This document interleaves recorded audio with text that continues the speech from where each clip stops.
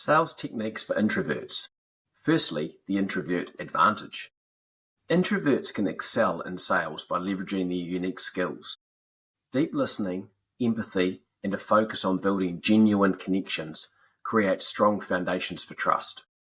Introverts can often analyse customer needs and preferences more effectively, leading to personalised and impactful solutions.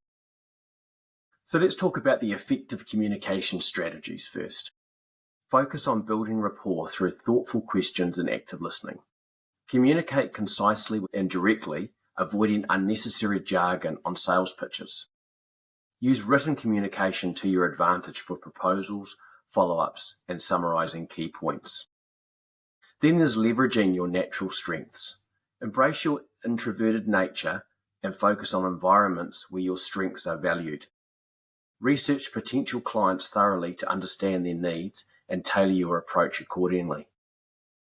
Finally, seek opportunities for one-on-one interactions and build strong relationships with key decision makers. With introverts, building confidence and resilience is important.